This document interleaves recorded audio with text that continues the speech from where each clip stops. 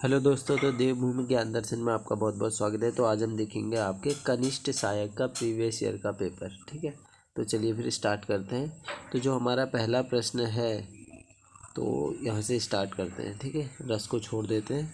निम्नलिखित में से कौन सा रचनाकार उत्तराखंड का है, आपसे पूछा जा रहा है। ठीक है, कौन सा रचनाकार उत्तराखंड का है।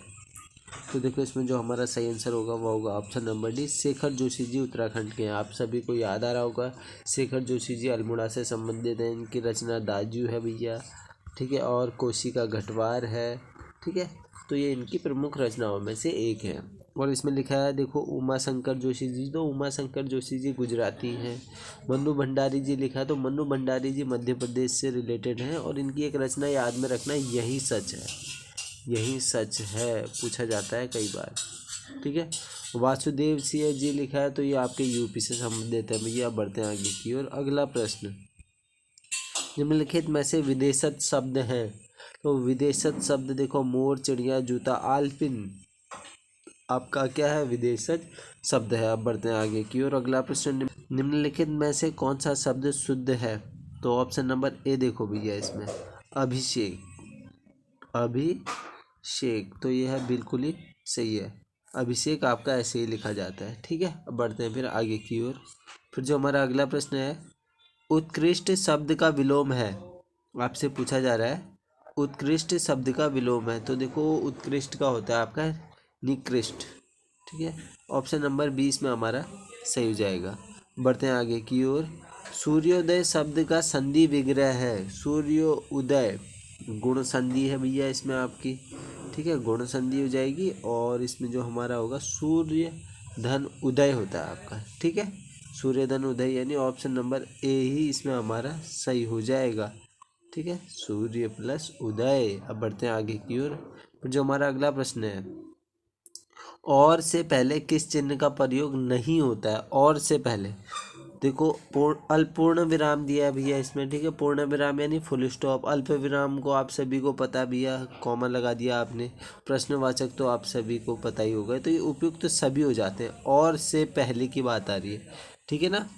चलो अगला प्रश्न है, वाक्य में क्षण भर ठहराव के लिए प्रयुक्त चिन्ह है।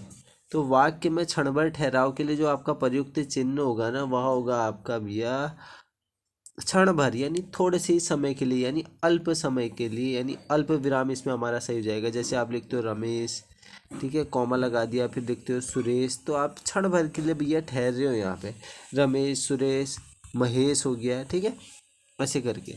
अब बढ़ते हैं फिर आगे की ओर। आठवां प्रश्न हमसे क्या कह रहा है, देखो आठवां तो हो गया। नवां प्रश्न, उसने कहा था कहानी के रचनाकार है। तो उसने कहा था, जो कहानी के रचनाकार है वह है चंद्रधर शर्मा गुलेरी जी, यानी ऑप्शन नंबर ए इसमें हमारा सही हो जाएगा। इनकी एक और कहानी है भैया, वह कहानी है बुद्धू का कांटा। ये भी याद में रखना। ठीक है, बुद्धू का कांटा। बढ़ते हैं आगे की ओर। अगला प्रश्न, राजभाषा संबंधी संवैधानिक अनुच्छेद है।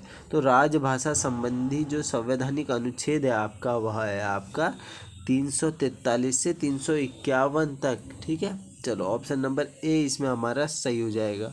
बढ़ते हैं आगे की ओर। अगला प्रश्न, राम भक्त कवियों के काव्य में कौन सी भाषा प्रयुक्त हुई है। राम भक्त कवियों के, तो आप सभी को पता अवधी और ब्रज भाषा दोनों ये, यानी ऑप्शन नंबर सी इसमें हमारा बिल्कुल ही सही हो जाएगा। बढ़ते हैं फिर आगे की ओर। अगला प्रश्न, छंद के विषय कहा गया है। तो इसको चलो इसको कर ही लेते हैं। छंद के जो इसमें हमारा सही हो गया, विषय कहा गया है वो छंद वेद के चरण होगा। ठीक है, वैसे आएगा नहीं, आपके सिलेबस में नहीं है। बढ़ते हैं आगे की ओर। निम्नलिखित में से एक शब्दालंकार नहीं है। शब्दालंकार नहीं है पूछा गया, तो देखो इसमें जो हमारा सही आंसर होगा वह होगा, शब्दालंकार में क्या क्या आता है भैया। शब्दालंकार में क्या क्या आ जाता है, उसमें आ जाता है अनुप्रास, यमक, ठीक है, और श्लेष आ जाएगा। तो इसमें जो है आपका यम उपमा नहीं होगा। उपमा किस में आता है भैया, उपमा हो गया वक्र उपमा। ये जो उपमा है ना, ये आएगा आपका अर्थालंकार में। अर्थालंकार में आएगा। ठीक है, उपमा हो गया, रूपक हो गया, उत्प्रेक्षा हो गया, ये सभी आपके अर्थालंकार में आते हैं। फिर जो हमारा अगला प्रश्न है, कंगाली में आटा गीला का अर्थ होगा, तो यह आप सभी को पता है, कंगाली में आटा गीला यानी अभाव की स्थिति में हानि होना। ठीक है, अभाव की स्थिति में हानि होना। चलो, किए हुए को मानने वाला, किए हुए को मानने वाले की बात चल रही है, यानी भैया किसी ने किए हुए को मानने वाली, ठीक है, किए हुए उपकार को जो मानने वाला होता है उसे हम कह देते हैं, ये आपका बहुत ही कृतज्ञ व्यक्ति है भैया, कृतज्ञ। ठीक है, ऑप्शन नंबर ए इसमें हमारा सही हो जाएगा। बढ़ते हैं आगे की ओर। मोहन नहीं आने वाला, मोहन नहीं आने वाला है कोई कह रहा है, तो ये किस प्रकार का वाक्य है?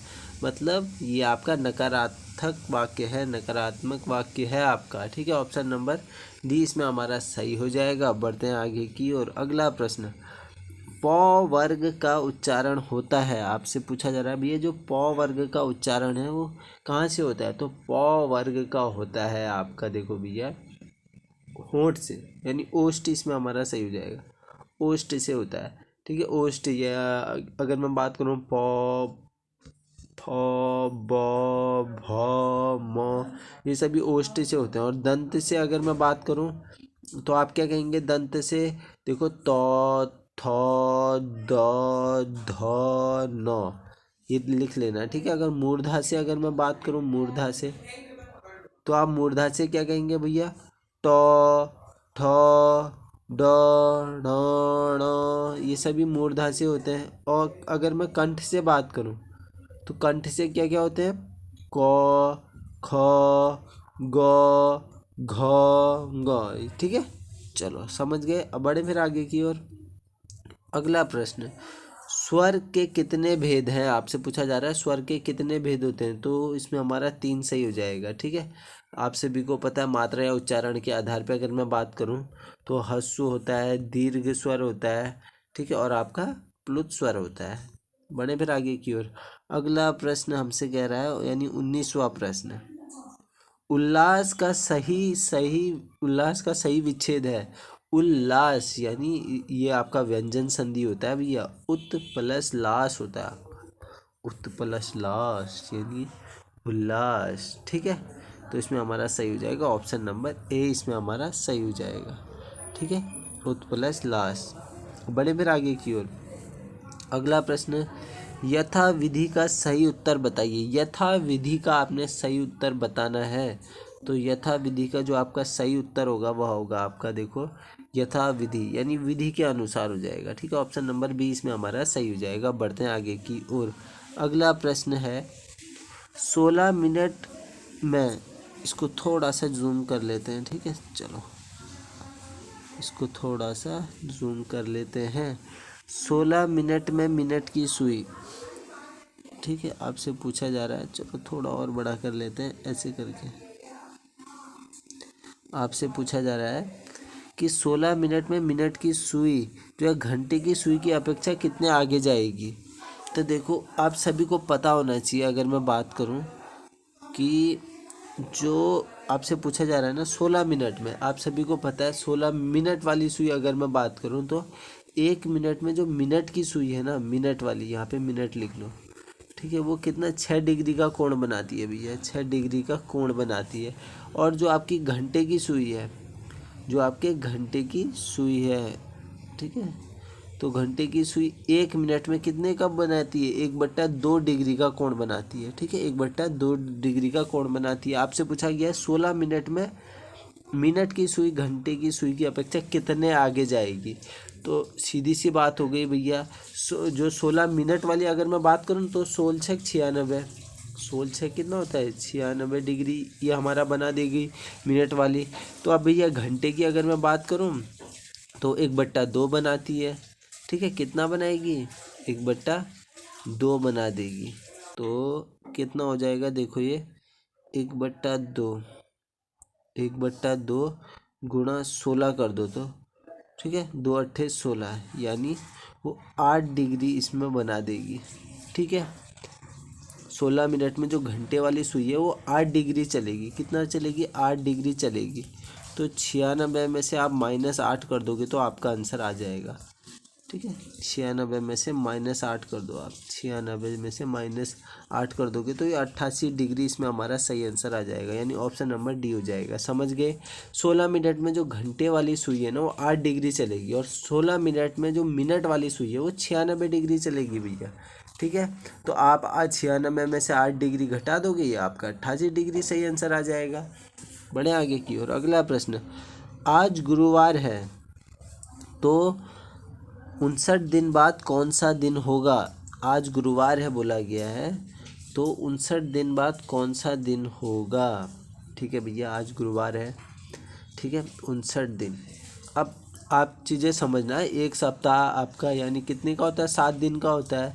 ठीक है, फिर से वही रिपीट दिन आ जाता है, यानी 7 दिन बाद, अगर आज सोमवार है तो 7 दिन बाद फिर से सोमवार होगा। आप सभी को पता है, ये बेसिक बात हो गई, तो ध्यान से समझना। ठीक है, लिखा जा रहा है 59 दिन बाद कौन सा दिन होगा, तो आप 7 से भागा कर देंगे ना, तो आपको निकल के आ जाएगा भैया कि हाँ पूरे पूरे जो सप्ताह है वो कितने निकल के आ रहे हैं और एक्स्ट्रा दिन कितने बच रहे हैं। तो यहाँ से आपने काट दिया भैया, 7 अट्ठे 56, 57, 58, 59। ठीक है, 8 सप्ताह हो रहे हैं और आपके 3 दिन फिर से बच जा रहे हैं, यानी 8 सप्ताह जो पूरे पूरे हैं, इन 8 सप्ताह में तो क्या हो जाएगा, ये गुरुवार का गुरुवार ही होगा 8 सप्ताह में। फिर गुरुवार में भैया 3 जोड़ दो, ठीक है, यानी बृहस्पतिवार में 3 जोड़ दो, बृहस्पति शुक्र शनि इतवार, यानी ये रविवार आ गया। ठीक है, रविवार 59वां दिन होगा आपका। 59वें दिन बाद बोल रहा है ना, 59वें दिन बाद यानी रविवार के बाद। ठीक है, यानी 59वें दिन बाद हमारा रविवार के बाद आ जाएगा सोमवार, यानी ऑप्शन नंबर डी इसमें हमारा सही हो जाएगा। ठीक है, समझ गए चीज़ों को। बढ़े फिर आगे की ओर। तो देखो, वैसे अगर 59वां दिन बाद पूछ रहा है ना, अगर 59वां दिन पूछता तो मेरे हिसाब से तो भैया सही आंसर इसमें होना चाहिए था। अगर 59वां दिन पूछता तो रविवार होता। ठीक है, अब 59वें दिन बाद पूछ रहा है तो हमारा सोमवार हो जाएगा। ठीक है, तो कन्फ्यूजन नहीं करना है। अगला प्रश्न है, प्रश्न चिन्ह के स्थान पर निम्न विकल्पों में से क्या आएगा, आपसे पूछा जा रहा है। 4 दिया है, 64 दिया है, 6 दिया है, तो 4 का 64 कैसे हो जा रहा है भैया, ये आपका क्यूब है 4 का 64। ठीक है, 4 चौको 16, 16 चौको 64 है, तो यहाँ पे हमारा 6 को भी आप ऐसे ही करेंगे, 6 चक 36, 36 चक 216। ठीक है, 216 इसमें हमारा सही हो जाएगा। बढ़ते हैं आगे की ओर। अगला प्रश्न है, प्रश्न चिन्ह के स्थान पर निम्न विकल्पों में से क्या आएगा। बी दिया है, के दिया है, जी दिया है, डी दिया है, जी दिया है, पी दिया है आपको। तो आप सबसे पहले तो बी से डी को देखो। बी से डी क्या हो रहा है, ए बी सी डी, यानी यहाँ पे को आपका बी है +2 हो जा रहा है। ठीक है, +2 लिख लो। फिर डी से जी में जाओ तो कितना हो रहा है, A B C D E F G, यानी यहाँ पे +3 हो रहा है, यानी एक एक आगे को आप खिसकते जाएगा। यहाँ से आपको पता चल गया। के से पी में आ जाओ, फिर या तो आप जी से के में चले जाओ या तो डायरेक्ट के से पी में आ जाओ, मर्जी आपकी। के से पी में आओगे तो कितना हो जाएगा, जे KLMNOP, हाथ में जोड़ो, +5 हो रहा है, तो यहाँ पे सीधी सी बात है, आप +6 हो रहा होगा। जो पी में आप 6 जोड़ोगे तो कितना हो जाएगा, PQRSTUV, तो यहाँ पे आपका वी आना चाहिए था, यानी ऑप्शन नंबर ए इसमें हमारा सही हो जाएगा। ठीक है, ऑप्शन नंबर ए इसमें हमारा करेक्ट है। बढ़ते हैं आगे की ओर। अगला प्रश्न है, प्रेम का संबंध भैया घृणा से है, तो मित्र का संबंध कैसा होगा, मित्र का होगा आपका, उल्टा दे दिया है इसमें। ठीक है, प्रेम का विलोम घृणा, तो मित्र का शत्रु। ठीक है, तो ऑप्शन नंबर डी इसमें हमारा सही हो जाएगा। बढ़ते हैं आगे की ओर। अगला प्रश्न है, यदि फाइल को 4690 लिखा जाए तो लाइफ को सांकेतिक भाषा में क्या लिखा जाएगा। देखो ध्यान से देखो चीज़ों को। अगर आपने यहाँ पे फाइल पढ़ा तो फाइल का आप जस्ट उल्टा कर दोगे तो ये देखो लाइफ कर दिया इनने फाइल का, तो यहीं से ले लो ना आप। यहाँ पे एल को क्या लिखा है भैया, ठीक है, एल को यहाँ पे 9 लिखा है तो आप एल को 9 लिख लोगे यहाँ पे। ठीक है, फिर यहाँ पे आई लिखा है तो यहाँ पे आई को कितना लिखा है, आई को यहाँ पे देखो एक दूसरे नंबर पे देखो 6 लिखा है, तो फिर आप 9 6 कर दोगे। जब 9 6 आ गया तो बी और सी तो ऐसे ही कट गया आपका। ठीक है, फिर आपने देखा ई को देखो, ई को 0 लिखा है लास्ट में, और यहाँ पे ई को लास्ट में 0 होना चाहिए, यानी ऑप्शन नंबर डी इसमें हमारा सही हो जाएगा। ठीक है, ऑप्शन नंबर डी इसमें हमारा बिल्कुल ही सही है। बढ़ते हैं फिर आगे की ओर। अगला प्रश्न, एक का संबंध 1 से है तो 25 का संबंध किससे होगा? तो भैया देखो 25 का संबंध नहीं आपका 26 से हो सकता है। अगर आप 25 का स्क्वायर करोगे या क्यूब करोगे तो आपका क्या आएगा? 125 आएगा क्या? नहीं आएगा, क्योंकि यहाँ पे आपका क्या हो रहा है? यहाँ पे आपका हो रहा है स्क्वायर हो रहा है, ठीक है ना? क्या हो रहा है यहाँ पे? आपका स्क्वायर हो रहा है। तो 1 का स्क्वायर कितना होता है? 1 ही होता है। तो आप 25 का स्क्वायर करोगे तो कितना हो जाएगा? 625 हो जाएगा ये आपका, ठीक है। तो इसमें हमारा ऑप्शन नंबर डी इसमें हमारा बिल्कुल ही सही हो जाएगा। अब बढ़ते हैं फिर आगे की ओर। अगला प्रश्न है एन क्यू उसी प्रकार संबंधित है उसी प्रकार संबंधित है एस वी से जिस प्रकार डी आई संबंधित है, ठीक है। डी आई संबंधित है। तो देखो ऐसे प्रश्नों में आपको क्या करना है ना, सबसे पहले तो गैप देख लो, दोनों का गैप ऐप देख लो। एन से क्यू कब होता है? एम एन यहाँ से करो, एन से एस को ले जाओ। चलो सबसे पहले एम एन एस, ठीक है। MNOPQRS यानी +5 हो रहा है यहाँ पे। अब Q से B को ले जाओ तो PQRSTUV इसमें भी +5 हो रहा है। तो आप +5 कर दो भैया। D में आप +5 करोगे तो कितना आएगा? ABCDEFGHIJKLMN ये है नहीं भैया, ये भी गलत बैठ गया।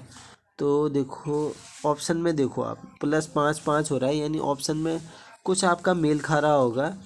तो डी आई संबंधित है। डी से एफ कितने में आता है? ऑप्शन नंबर 1 को ही देखते हैं सबसे पहले। +2 हो रहा है। DEF आ रहा है ना। आई से के कितना होता है आपका? ये HIJK यानी इसमें भी +2 हो रहा है। दोनों में +2 हो रहा है और इसमें दोनों में +5 हो रहा था। हाँ ये मिल रहा है भैया, ये इसी प्रकार संबंधित है, ठीक है। ऑप्शन नंबर ए सही हो जाएगा। बढ़ते हैं आगे की ओर। निम्नलिखित श्रेणी में एक संख्या गलत है, उसे ज्ञात करें। एक संख्या गलत है बोल रहा है तो उसे ज्ञात करना है आपने। तो इसमें जो हमारा सही हो जाएगा, देखो 1 3 3 5 7 7 9 इसमें हमारा सही हो जाएगा, ठीक है। बढ़ते हैं फिर आगे की ओर। अगला प्रश्न, निम्न में से प्रश्न चिन्ह के स्थान पर आना चाहिए। तो प्रश्न चिन्ह के स्थान पे क्या आना चाहिए भैया इसमें? तो 17 का 52, ठीक है। तो 17 का 52 कब होगा भैया? 17 का 52 होगा, 17 तिया 51 होता है ना। 17 तिया 51 +1 कर दो तो 52 हो गया। तो 1 करूँगा तो 1 तिया कितना हो गया? 3 +1 करूँगा तो 4 आंसर आ जाना चाहिए यहाँ पे हमारा, ठीक है। ऑप्शन नंबर 20 में हमारा सही हो जाएगा। 31वां प्रश्न, विषम को चुनिए। तो उपहास सही हो जाएगा। बढ़ते हैं आगे की ओर। निम्न को तार्किक क्रम में व्यवस्थित कीजिए। तार्किक क्रम में, ठीक है। लॉजिकल ऑर्डर लगाना है आपने। कभी नहीं, कभी कभी, प्राय, कदाचित, हमेशा। तो 5 को पहले कर दो भैया। वैसे भी आप ऑप्शन में देखोगे तो 5 पहले ही, ये सबसे पहले, ठीक है। तो फिर कर दो प्राय है, ठीक है। हमेशा का, फिर उसके बाद प्राय है, फिर उसके बाद आपका दूसरा नंबर देख लो कभी कभी, फिर कदाचित, फिर कभी नहीं, ठीक है। कभी नहीं यानी ऑप्शन नंबर इसमें हमारा सही हो जाएगा डी। ऑप्शन नंबर डी सही है। अब बढ़ते हैं आगे की ओर। अगला प्रश्न, यदि ए का मतलब है माइनस, ए का मतलब है आपका भैया माइनस, और बी का मतलब है आपका गुणा, और सी का मतलब है आपका प्लस, और डी का मतलब है आपका भागा, ठीक है। तो आपने करना है यहाँ पे 85.5। चलो इसको हल करते हैं, ठीक है। थोड़ा सा टाइम देना अपना। 85.5 लिखा है यहाँ पे, फिट नहीं आएगा जिस हिसाब से लग रहा है मुझको। इसको थोड़ा छोटा छोटा लिखना पड़ेगा। यहाँ पे को लिख लेते हैं 85.5। ए का मतलब है माइनस, फिर 16 लिख लो, और बी का मतलब क्या है भैया? गुणा, फिर 0.5 लिख लो, और सी का मतलब कितना है? प्लस। सी का मतलब है आपका भैया 20, +20 हो गया। सी का मतलब प्लस है, ठीक है। और डी का कितना है भैया? डी का है भागा 0.2 करना है यहाँ पे, ठीक है। अब चलो इसको हल करते हैं। तो सबसे पहले तो आप भागा करोगे, आप सभी को पता है 20 का आपने भागा करना है 0.2 से। तो आप दशमलव हटाओगे तो नीचे 10 लग जाएगा और ये 10 ऊपर गुणा में चला जाएगा यानी 200 हो जाएगा। तो आप 200 की गुणा अगर आप 2 से करोगे तो आपका 100 आ जाएगा यहाँ पे। ठीक है, ये सिंपल है, मैंने आपको सिर्फ समझाने को पूरा किया है, वैसे आवश्यकता नहीं थी पूरा करने की। ठीक है, तो यहाँ पे तो इसकी जगह हमारा आ गया अब 100। ठीक है, 100 प्लस 100 कर दो आप। इसकी 16 की गुणा इसमें करोगे तो कितना आ जाएगा, तो देखो ध्यान से करना। 16 पंचे 80 हो जाता है, 80 हो जाएगा। 16 पंचे 80, तो पॉइंट एक इससे पहले लगाओगे तो ये 8.0 आ गया। जीरो का कोई महत्व नहीं है तो हम 8 लिख देंगे यहाँ पे। यहाँ पे 8 आ जाएगा, इसका 8 आ गया। अब यहाँ पे हो गया आपका 85.5 माइनस 8 प्लस 100 हो गया आपका। ठीक है, तो आप अगर 85.5 में से घटाओगे 8 तो ये आ जाएगा 77.5 और प्लस 100 कर दोगे तो आ जाएगा आपका 177.5। ठीक है, यानी 177.5 इसमें हमारा बिल्कुल ही सही आंसर है, ऑप्शन नंबर बी सही हो जाएगा। अब बढ़ें फिर आगे की ओर। फिर जो हमारा अगला प्रश्न है, विषम को चुनिए। आपने विषम को चुनना है तो देखो विषम है सरसों, बाजरा, चावल, गेहूँ। सरसों विषम हो जाएगा। ठीक है, अब बढ़ते हैं आगे की ओर। दी गई श्रृंखला में गलत संख्या ज्ञात करो। दी गई श्रृंखला में गलत संख्या ज्ञात करो। 3, 10, 21, 45, 93, 189 दिया है। तो देखो ध्यान से 3 देखो आप सबसे पहले, उसके बाद 10, 21, ये इस 10 में गड़बड़ी लग रही है। 45, 93, 89, 189। ठीक है, 21 के बाद 45 आ रहा है ना। 21 दूनी कितना होता है, 42, 43, 44, 45, 45 दूनी ये होता है आपका 90। 45 दूनी 90 और 3 93। देखो सीरीज कैसे चल रही है, ध्यान से देखना। ठीक है, पहले तो आपने 3 देखा, 3 गुणा 2 प्लस 3 कितना हो गया ये। ठीक है, यहाँ से चलो आप 3 से लेके चलते हैं आगे को। तो ये 3 दूनी 6, 3 9, यानी यहाँ पे हमारा 9 आना चाहिए था, ना कि 10। ठीक है, तो यहाँ पे हमारा ऑप्शन नंबर बी ऐसे ही हमारा करेक्ट हो जाता है। ठीक है, अब आगे की सीरीज भी समझ लो फिर। तो यहाँ पे हमारा 9 आना चाहिए था, फिर ये 9 से 3 में गुणा होती, 9 से 2 में। ठीक है, 9 दूनी 18 प्लस 3 कितना हो जाता है, 18, 3, 21, 21 हो जाता है। फिर ये 21 आता है यहाँ पे, 21 गुणा 2 हो जाता है।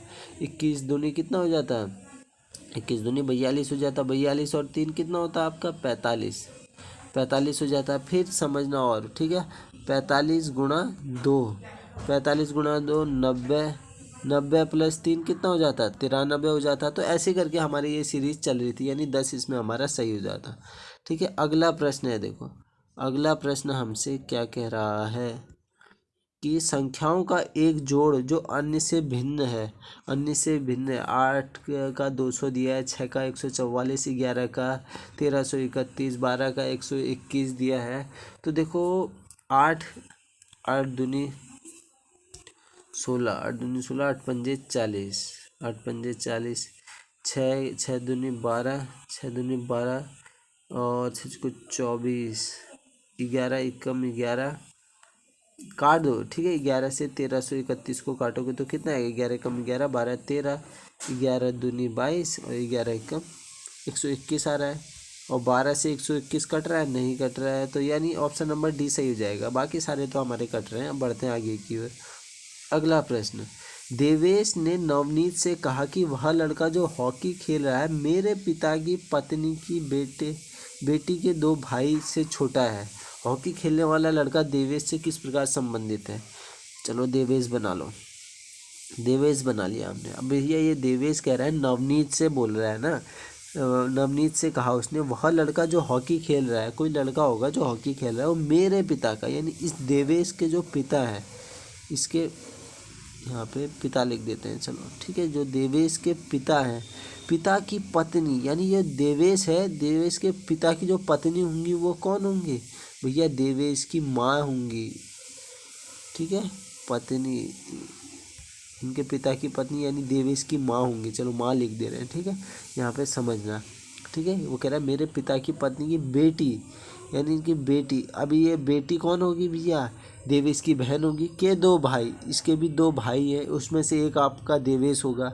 ठीक है, हॉकी खेलने वाला लड़का देवेश से किस प्रकार संबंधित है? भैया दोनों भाई होंगे ना, दोनों भाई होंगे। तो ऑप्शन नंबर सी इसमें हमारा सही हो जाएगा। बढ़े फिर आगे की ओर।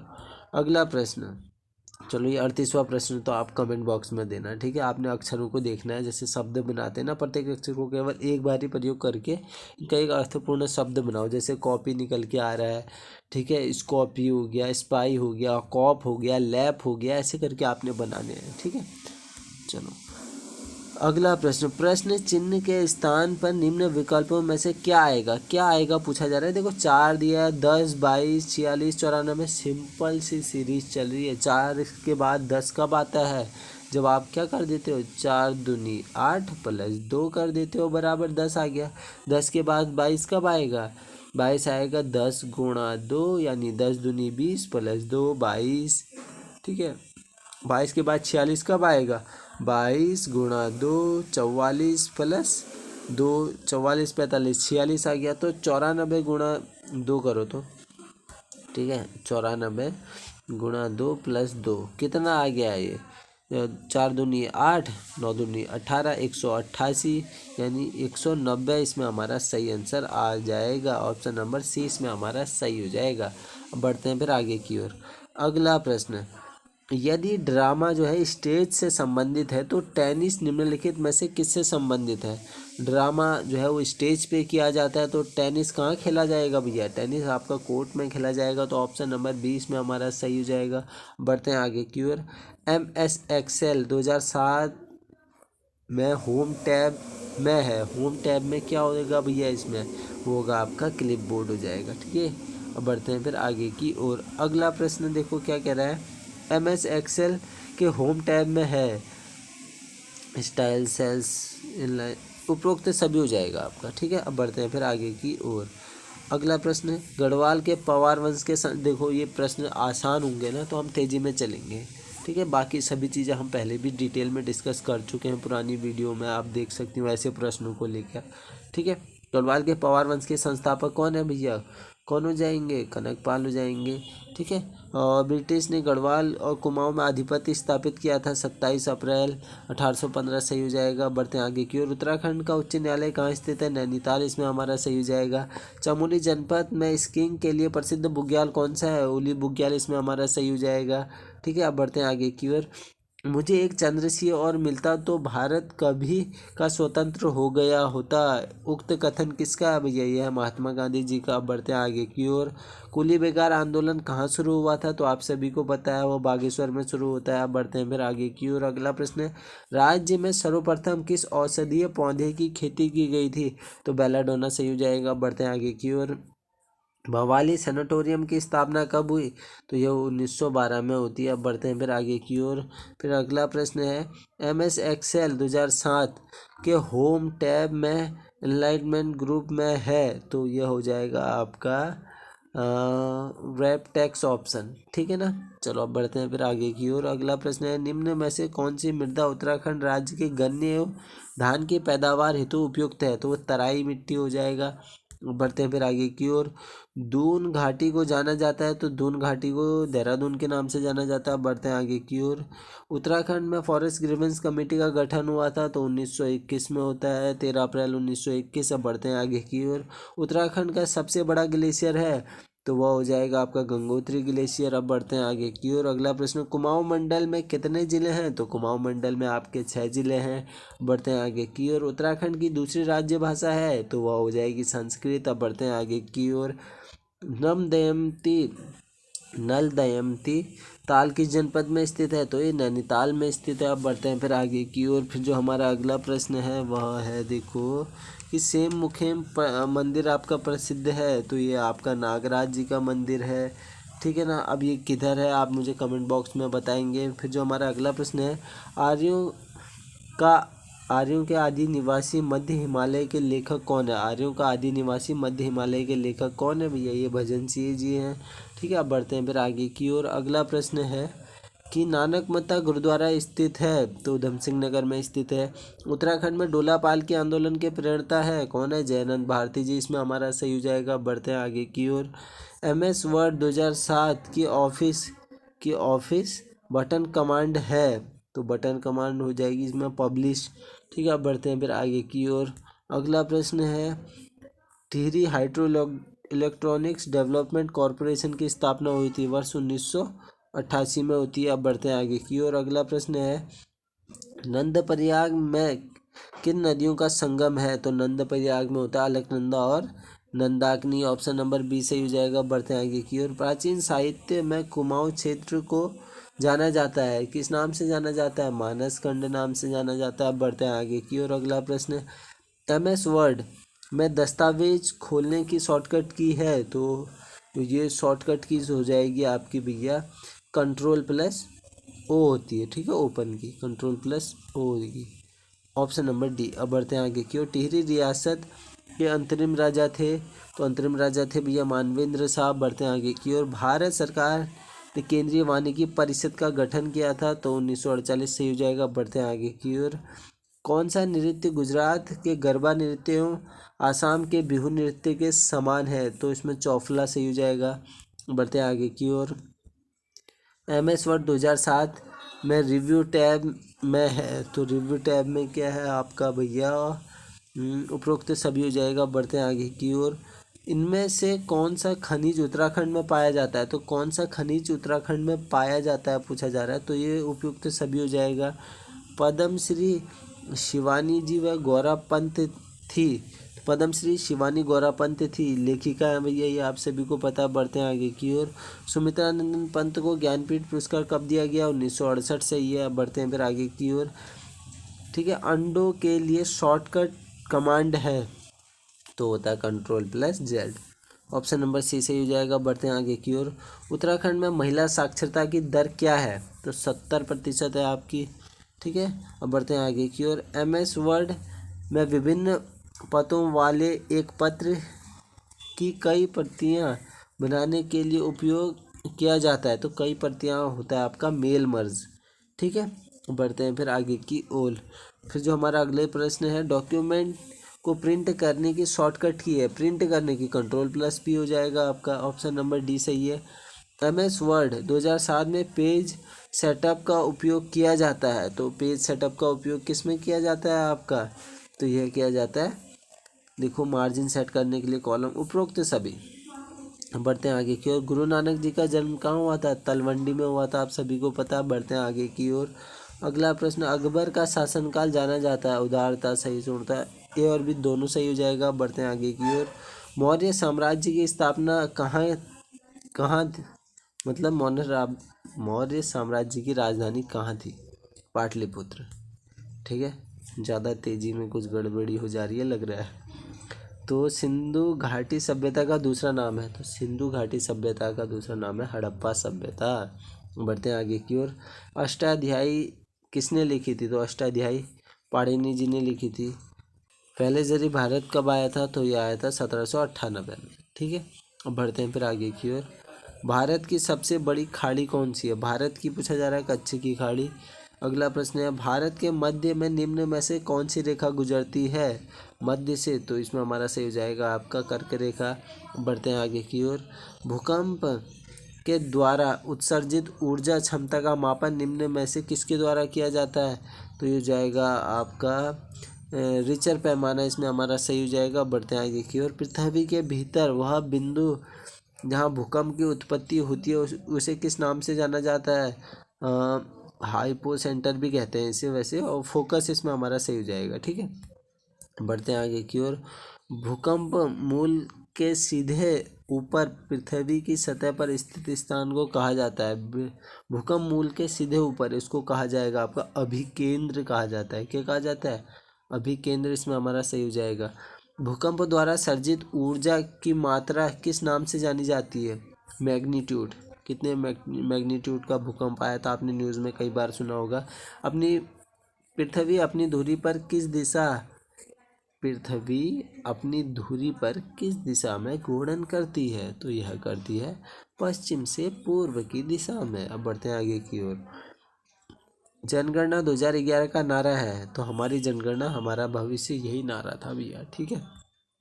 ग्रीन हाउस गैसें सम्मिलित करती हैं, उपरोक्त सभी इसमें हमारा सही है। अब बढ़ते हैं आगे की ओर। दंगल फिल्म जीवन पर आधारित है, महावीर सिंह फोगाट सही हो जाता है, इसमें हमारा सही आंसर। भारत में चुनाव आयोग ने कब ईवीएम इलेक्ट्रॉनिक वोटिंग मशीन का प्रयोग किया? वर्ष 1999 सही हो जाएगा। बढ़ते हैं आगे की ओर। भारत के प्रधानमंत्री के सुरक्षा सलाहकार कौन है? अजीत डोभाल जी सही है। बढ़ते हैं आगे की ओर। 1994 में किसे राष्ट्रीय साहसिक पुरस्कार से सम्मानित किया गया? चंद्रप्रभा ऐतवाल जी को किया गया। अब बढ़ते हैं फिर आगे की ओर और आज के लास्ट प्रश्न की ओर। भारत में किस विश्वविद्यालय को हरित क्रांति का अग्रदूत माना जाता है? वो माना जाता है जीबी पंत विश्वविद्यालय को, यानी गोविंद वल्लभ पंत कृषि एवं प्रौद्योगिकी विश्वविद्यालय। ऑप्शन नंबर बी सही हो जाएगा। तो आशा करता हूँ इस वीडियो से आपको थोड़ा बहुत तो ज्ञान प्राप्त हुआ होगा। अगर थोड़ा भी ज्ञान प्राप्त हुआ है तो आप इस वीडियो को लाइक कर देना, शेयर कर देना और कमेंट कर देना। इसी आशा के साथ हम करते हैं वीडियो को यहीं पर समाप्त। चलिए, धन्यवाद।